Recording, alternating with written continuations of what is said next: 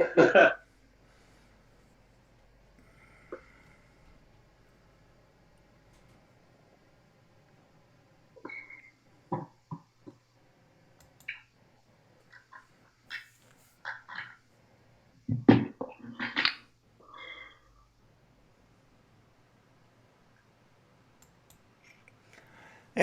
welcome out there, wound gurus. We want to welcome you all to tonight's event.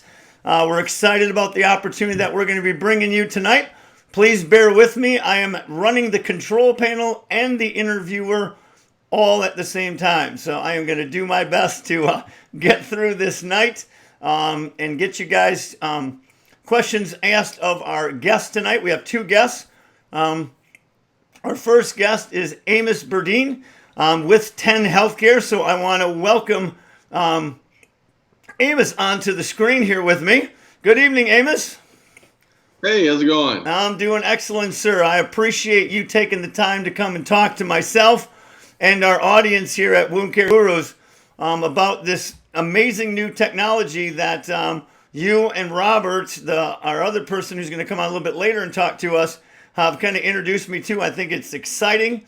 I really think it could change a lot of how we do things in wound care, especially in dealing with the bioburden that we often struggle with in how to properly assess it, diagnose it. Obviously, we've got the normal stuff that has been being done for years, the standard swab cultures and the punch biopsies and stuff. And this is kind of, in my opinion, again, I'm not the expert. That's why I weigh you out. I think it's kind of revolutionary. I think it certainly has the potential to change the landscape in this area. So what I'd like to kind of start out with, first of all, tell us a little bit about yourself, Amos, just so we kind of understand your background. Yeah, sure. I've been in the lab business for about 10 years now. Started off in toxicology with the prescription drug epidemic with opiates and things of that sort. So we ran a highly complex lab that would test for, the parent drug and the metabolite and the measure result of those drugs. That's how we built 10 Healthcare.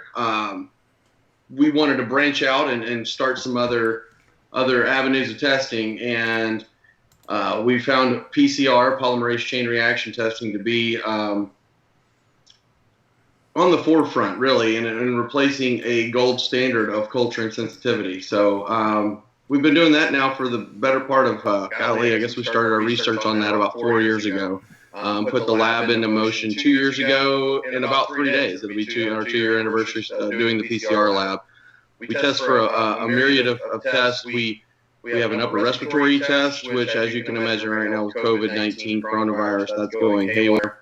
We have a women's health panel. We have a urinary tract infection panel, and we also have a wound panel, which will be the area of concern for tonight.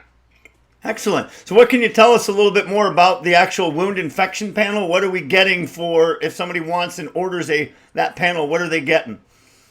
So basically what they would get in terms of supplies would be, I know punch biopsy is the gold standard in wound right now. Preface this by saying we are a lab. We are not masters in upper respiratory infections nor urinary tract infections. We know how to identify pathogen. We did bring Robert on, which you'll meet later, as our wound expert. He's got a plethora of years behind him in wound education, so that's why we brought him on board, and he can answer a lot of those clinical questions later on. But what we do is we are masters at identifying pathogens, and we can identify those pathogens within a 24-hour time frame. And we do it by a swab. So the supplies that you would receive from us would be a standard wound swab with a buffer solution. Typically, it's an Amos solution that will stabilize the specimen for a 48-hour period, so it doesn't culture or grow with inside that transport media. And we also give you guys UPS or FedEx shipping overnight supplies, where if you swab it today, it'll be shipped out tonight.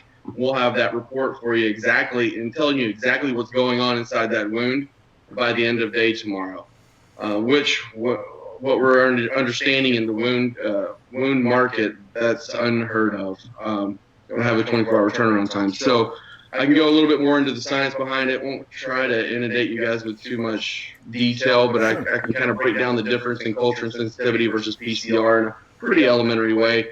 Yeah, that would be great. I think people would like to know that.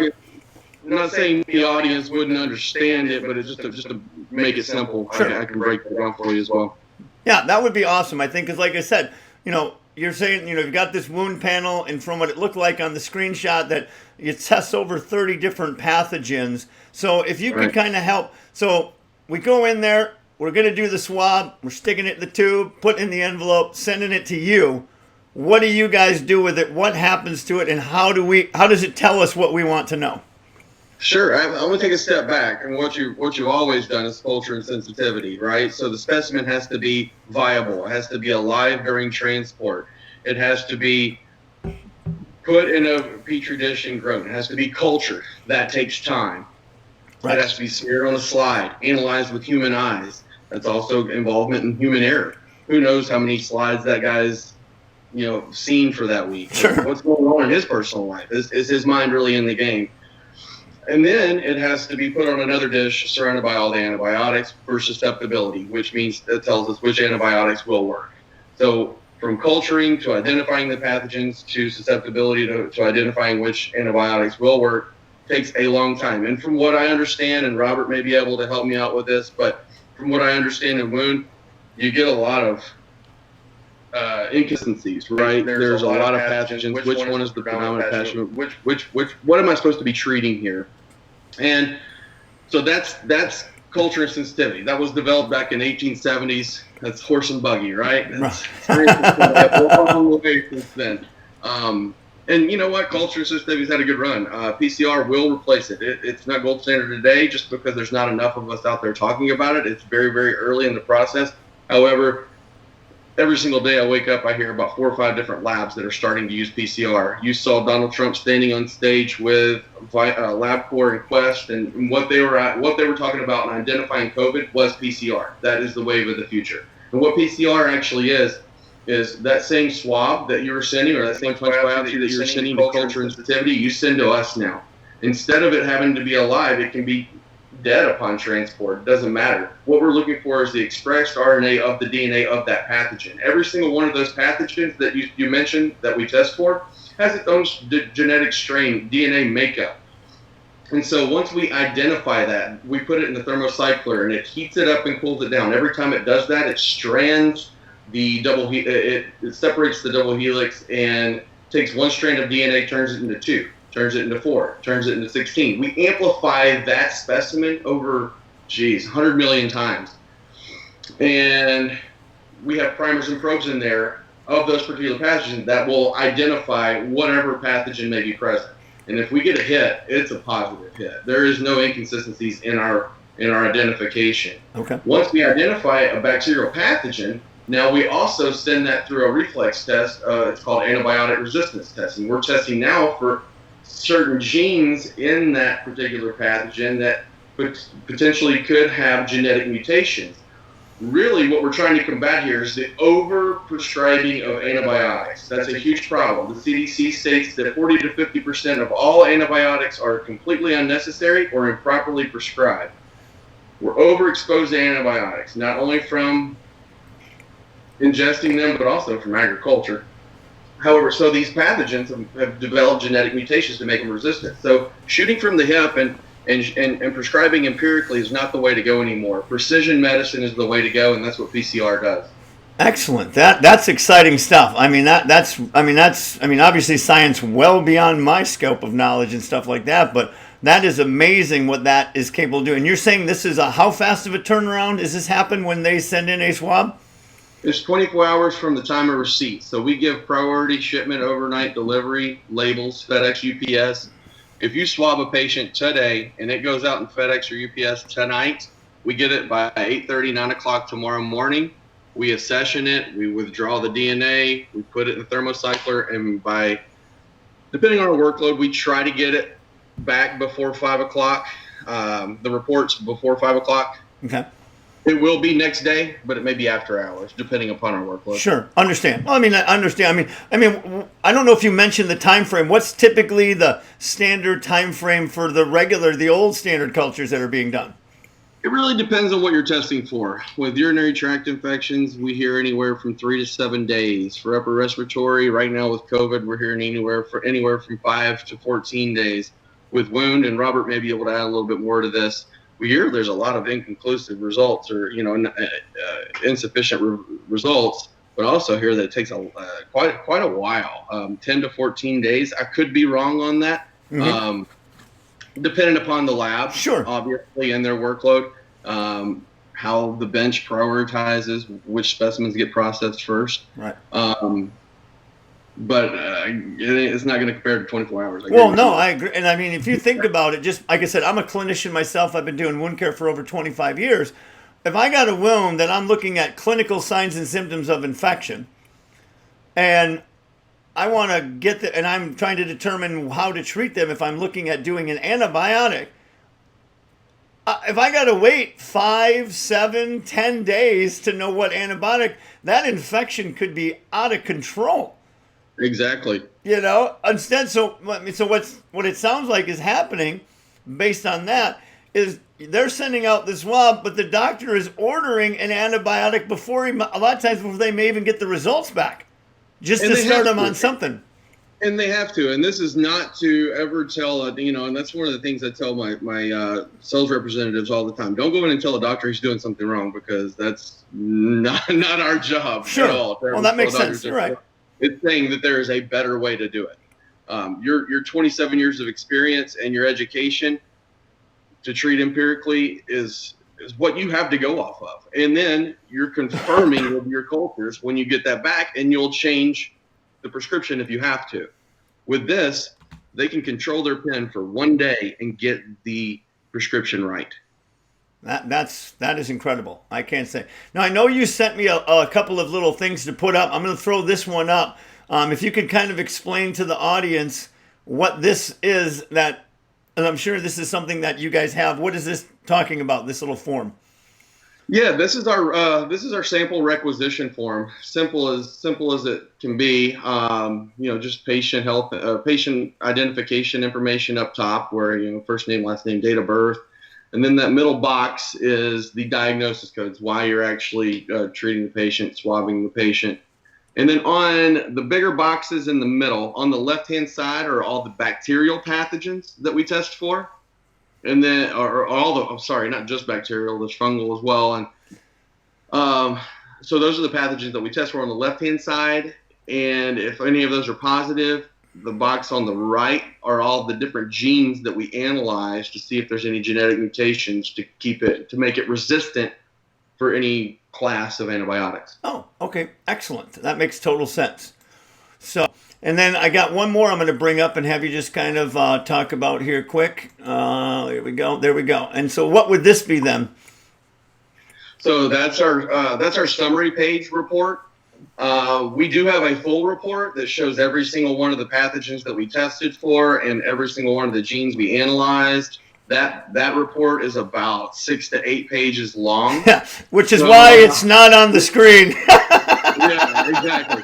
So we had a lot of clinics say, that still receive fax reports, and they ran 20 specimens that day. They're like, you're clogging up our. So we developed a summary page, and what you're looking at here, basically up top is all the patient identification information, but the box just below it, right, kind of in the middle, it's hard for me to say without a pointer. Right. Those show the positive pathogens. Gotcha. And then from there, we give you the CFU, the colony forming units. We have an algorithm built into our laboratory information system that will equate what the percent of pathogen load is, right? Right. So you may have a pathogen that pops positive for 7 different, or you may have a specimen that pops positive for 7 different pathogens. Okay. And then you'll see that it has a particular pathogen that's carrying the load of 99.7%. And everything else could be cross-contamination. What was predominant in that specimen, you'll see in a percentage outlay on that box. And now the box below that will show the antibiotics that are available. And we used to go off the John Hopkins and Stanford guide on which antibiotics to prescribe for those particular pathogens. Okay. However, we have an infectious disease doctor that is working with us, and for all these particular pathogens, if it has a genetic resistance in there, those are his recommendations. It's not the end-all be-all, but it's a great place to start on what you want to prescribe. Right. In the very last box there, we'll show the genes that we analyzed and which class of antibiotics that this particular pathogen is resistant to. And now I want to make that point clear. It's the pathogen that's resistant to the antibiotics, not the person. Excellent. Good point. Way to clarify that. Excellent. So, it's cool. So, I guess my next question would be, is there any limitation as to who can perform the collection of the swab culture, or anything like that, to get you the samples? No, it's basically as long as they're trained in MA can Okay. get these specimens out to us. I didn't think there was, but I just wanted to clarify for the audience just to make sure there wasn't any sort of restrictions or limitations. You know, there's a lot of times sometimes with high tech stuff, there's always like, well, only this person can do it. So, all right, cool. No, basically, there's simple videos out there. Robert's also there to train on the correct way to, obviously if it's road rash and, you want to get that cleaned off because you could potentially have a myriad of pathogens in there just from, being on a dirty surface. So you want it to be clean, and but not to go deep into that, and that would be more in a Robert's area of where of the correct way to swab the wound. Okay, excellent. So I've got another question for you. You kind of alluded to, that you were talking about the punch biopsy. We always have known that to be considered is the gold standard at this point. Right. I can definitely see how this technology could certainly surpass that. Now, obviously, the gold standard measurement that is used for defining a wound infection is 100,000 or more organisms per gram of tissue. The old 10 to the 5th guideline is what has been used. So obviously with your technology, since we're not taking any physical tissue out of the wound, there's no way to get that 100,000 organisms per gram of tissue as that measurement. So how does your product tell us which pathogens are the ones that are the problem, the troublemakers that we should probably focus our treatment on? Oh boy, you're getting above my pay grade. We have Dr. Reddy is our molecular biologist. Brilliant mind. He's been published 27 times on PCR and infectious disease. Give us the best unabridged version that you can from your level that you're understanding. He created an algorithm, and that's what we had. We on that report. If you I don't know if you want to pull it back up on that report. Which one? Is it that one right there? Yep. Okay. So, and I'm not sure if you've got a circle or a little highlighter or anything there. I can see about that. Positive and positive. if it, where you see the two red positives and positives. If you look just to the right of there, we have the CFU and PFU, plaque forming units and colony forming units. Got it. So we give you that breakdown. He's got an algorithm in there that somehow, again, above my pay grade, we'll break that down. And if anyone on this call wants to explore further and wanted to understand that, we could certainly get Dr. Reddy on the phone with you and he can explain that. Excellent. That would be helpful. I'm curious. I mean, because, obviously I'm sure some people would like to understand that a little bit more. I'm just one of those guys that hey, I'm trusting you. If you said it does it, if this doctor who's far obviously smarter than me, definitely, I'm the guy doing Facebook Live and he's out there doing molecular biochemistry or whatever it is. But the fact of the matter is that's some good information. I see there's a question just came up in our comment box. Do you need a doctor's order to get this? We do. Yeah, this is a molecular test. So not only do we need a doctor's order, but we also need a physician's signature on the requisition form. Okay. However, if that person is, I would say, clinically educated in the wound market to be able to swab these when they need to be swabbed on, with doctor's permission, we can have an absentee form where that person could sign the requisition form on behalf of the doctor. We work that way a lot of times in long-term care facilities. They use all of our products. And a lot of times those medical directors are not always there, but you have the director of nursing that's in those areas. So yes, we do need a doctor's order, but we can also, if the doctor's given permission to the person at the facility to be able to do that on their own, then we would just get an absentee form stating that. Oh, excellent. Good. I noticed there's one other question here, and you may have covered it, but just to make sure, are there separate tests for gram-negative or gram-positive? Or is it all just kind of, it looks at everything? So it looks at everything. So basically that again is culture. We're actually looking for the specific DNA of that pathogen. And so when we split, again, you have the double helix. Okay. So when you split those apart, then we have those probes that will connect, that would connect. And if they get a positive hit, that's going to let you know with 99.9% accuracy that test is that specimen is positive for that pathogen. 99.9. That's a pretty good positive test. I'll take that every day. We've got our CAP certifications, the proficiency test. We passed that with flying colors.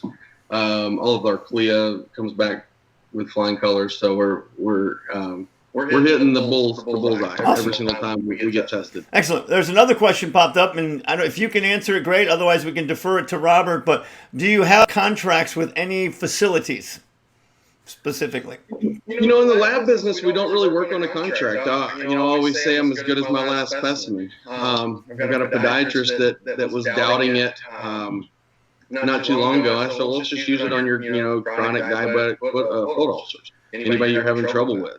And I'll be darned, he found an antibiotic that he has been using that he shouldn't be using, and he's using something different, and that wound is getting better.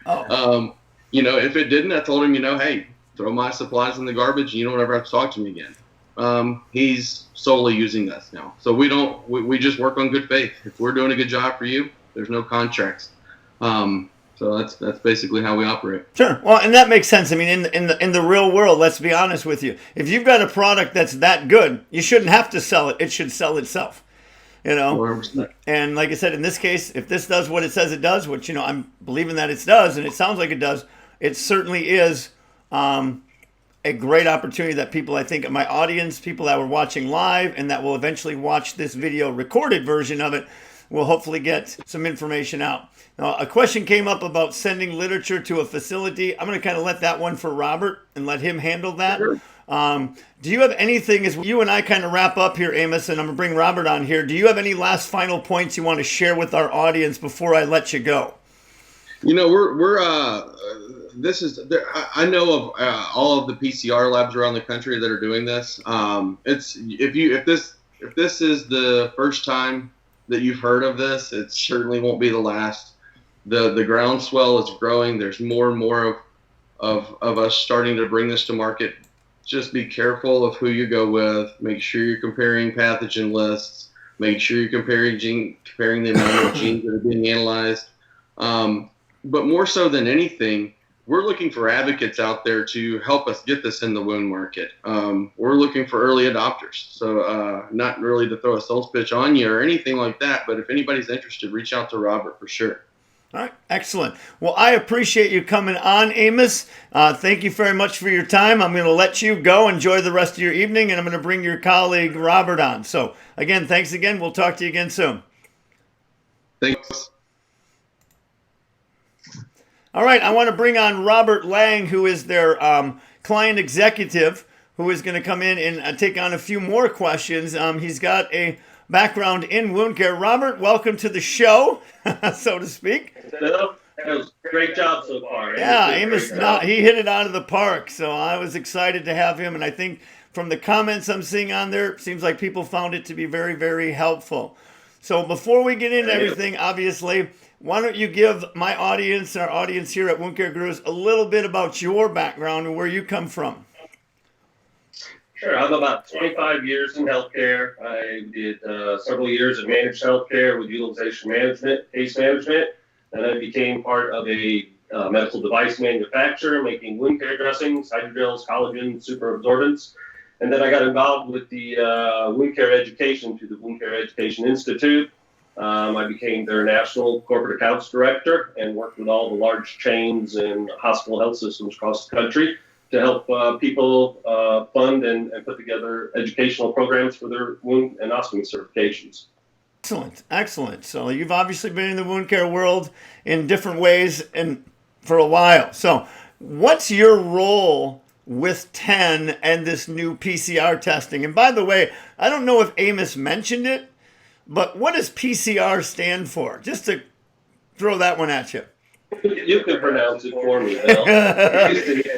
All right, I'll take that one for you, Robert. It's polymerase chain reaction, if I remember right, if I got it right. So what's your role, Robert, with 10 and the PCR testing that they are promoting?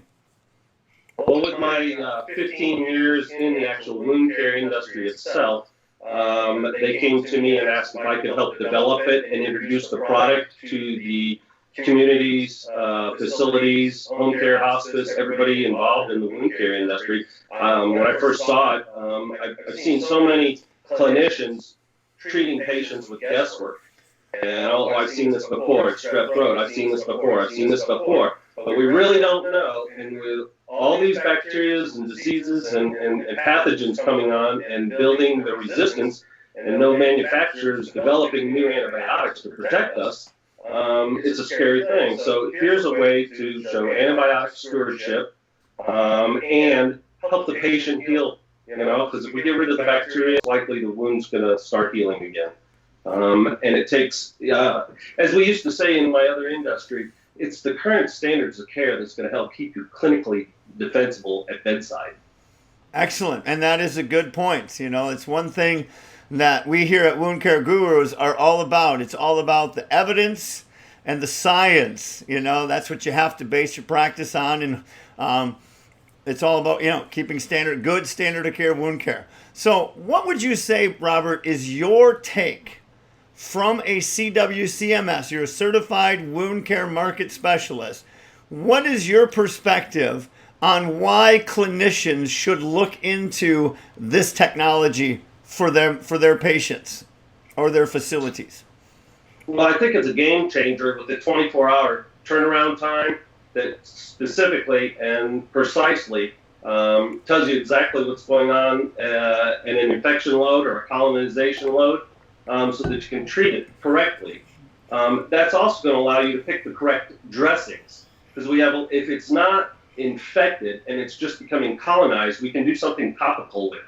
We can use a silver dressing. We can use a different type of dressing that's out there to help keep it from getting infected, and not spend the extra money on the pharmaceutical products. So I think it's a game changer. You're going to get a quick turnaround on exactly what's going on in the wound at a bacterial level, or a pathogen level, and it's going to help you pick the right care plan. Excellent. Great. Obviously, I'm assuming since you've been with the company, I think you came on board with them last year, right? 2019? No, I'm a new boy. That's why it's hard for me to do it. I'm 4 months into this. 4 months into it. Okay. I knew it was fairly recent, but I couldn't remember if it was the end of last year or early part of this year. So obviously, again, maybe you can or can't answer this, but when you're out talking, because I'm assuming you're talking to clinicians, a lot of doctors and different, what kind of a feel are you getting from? Are they very open and interested in this type of technology, or are you finding resistance to the old status quo of the standard old culture?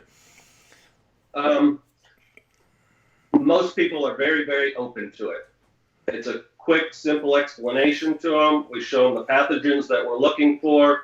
There's really no cost to you at all. You just need to take the time and effort to do the swabbing and send it back into us. We provide everything that you need, and we bill all your insurance companies, your Medicare and Medicaid and all that kind of stuff. So it's a very simple step for you, and there's not only a fax that comes to you, there's a portal there, so you can continually find the information that you're needing, or it can communicate with your systems that you have in place within your communities and facilities now. Excellent. And that kind of goes to a question that just popped up is the test covered by insurance? And I think you did cover that. Yes. You need to have a diagnostic code and a doctor's signature on it. And 99.9% of the time, it's covered by your insurance company, Medicare Part B. Skilled patients will do a contract with you. Excellent. That's good news. I mean, obviously, it's a lot harder to sell something when you got to shell it all out of pocket. So if insurance is covering it, what a great opportunity for the patients then to be able to get even better care. So and as I was saying, Bill, earlier, you were saying we not only do it for wound care and so all those different pathogens, we do it for urinary tract infections, we do it for women's health, upper respiratory infections. You think it's the flu, you think it's pneumonia, why not be for sure what it is and know whether or not it's what type of antibiotics you should be using with it. It's a great program. I'm very excited to be part of it. Excellent. That's exciting. Popped up. Does Medicaid cover this test as well? Is it covered under Medicaid? In most cases, yes. In most cases, okay. Yeah. Well, you never know with the government, right? Right. We'll have a different pay method if we need to. Okay. Okay. Excellent. That's good to hear. That's exciting to know. So I guess, is there anything you'd like to add? I mean, Amos did a very good job covering a lot of the technology and the stuff behind it. But obviously in your time with the company and again with your background, is there anything else that you think would be beneficial to our audience to hear about this amazing technology? It's going to be the current standard of care very shortly. Get involved with it.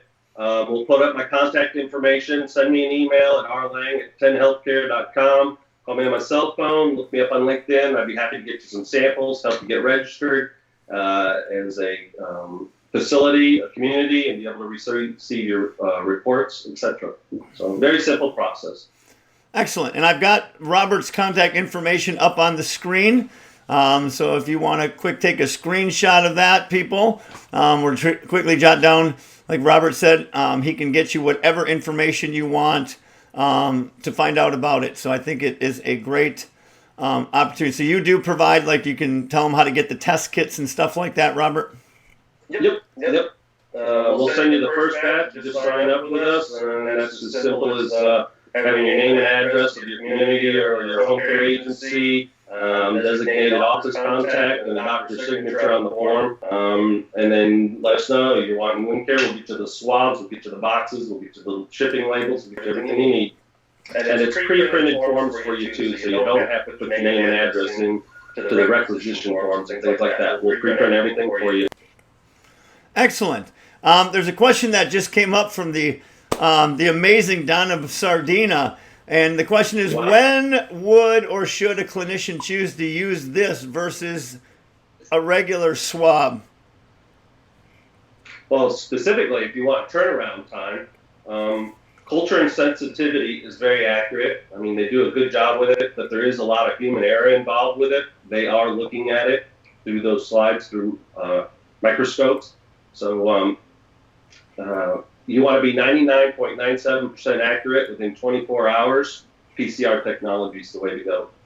That sounds like that pretty much nails the answer to that question. I'm going to legally defensible at bedside. There you go. I'm going to put up. We didn't cover this when Amos's. There was a comparison. I thought I'd throw it up and maybe let you just kind of highlight the comparison between normal cultures and molecular testing. So if you want to just kind of synopsize this and kind of review it with them as we wrap up. Sure. Well, on my screen, Bill, I see all of your sound level and overlays on top of everything. Oh, I'm sorry. I don't know why that's there. It shouldn't be there. But I don't know if the rest of the world's seen it too. But when it comes to culture and PCR, again, culture was developed back in 1870. Is that better? A great long ride for culture. Yes, I can see it there. Thank you. Mm-hmm. And then PCR was developed in 1983. So it's the new technology. Both of them have great sensitivity to them. PCR, 12 to 24 hours. Culture, they have to grow it in a petri dish. So it takes at least 48 hours to grow before they can even examine what the specimen is. So that's what you're seeing on there. It's a two-step on culture. It's just comes in, gets taken out, and the machine does everything for us. Excellent. I appreciate you just kind of going over that. So I don't think I have. I mean, I'm going to check here to see if we've got any other questions. Okay, wait, there is another question that came in. Somebody asked, can we message Wound Care Gurus to get Robert's contact information? Oh, definitely. If you didn't have a chance to write it down, you can certainly shoot us a Facebook message and or email us, and we'll be happy to pass on his contact information as well too to you. Another question, does the kit include instructions on how to collect using those techniques for nurses that don't know how to do it? When we first send you an implementation, yes, we have it there. The Levine method is what I usually show people, and I just pulled that off the web of just how to do a swab. But like you would a punch biopsy in wound care, you have to clean the wound first, and then push it down there and extract some good exudate. As I like to teach when I'm teaching the WCEI course, the Levine technique: press, express, and rotate. And we always do permit. I mean, Levine technique has always been the preferred method of swab culturing over the Z or W stroke method. So it sounds to me like that's what you guys would prefer to have used, so that you have a more accurate sampling of the pathogens in the wounds. But all we really need is just a very minute amount of specimen. Mm-hmm. We don't even need a saturated swab, just so you know we're that sensitive. Wow, that is incredible. Is there any other questions from our listening audience out here? Just leave you a minute here. If anybody has something else they want to throw past Robert before I let him go. Again, I want to thank you, Robert, and I've already thanked Amos and appreciate his time, but I want to thank you for showing up and coming on with us and helping to bring this. Again, I think it, I'm not trying to show bias or favoritism, but this seems like really incredible and exciting technology available to my fellow wound care clinicians, and that we can help change the way we are treating infected wounds and diagnosing them if they're really infected or not, and whether we need to be throwing oodles of antibiotics at them left and right, which unfortunately is what is happening now. So, doesn't look like any other questions. Do you have any further stuff you want to say to close out here, Robert? Just thank you, everybody, for serving and do what you do out there. It's a tough job. Well, we appreciate your time, and thanks again, Amos, if you are still listening out there in the background. We appreciated your time. I hope that this gets information out to our wound care clinicians across the country, and the website, I believe, is 10healthcare.com. Somebody just popped up a question. Is that correct? Correct. Yep. So 10. Yep. TENhealthcare.com is the website. So, well, thanks again, Robert. Very much appreciate your time. I'm sure we'll see you around the wound care world. Everybody, all of those of you that tuned in tonight, thank you very much for your time as well. Everyone have a great night. God bless you all, and we'll see you all next week with more great information on Wound Care Gurus Live. Good night, everybody. Thank you.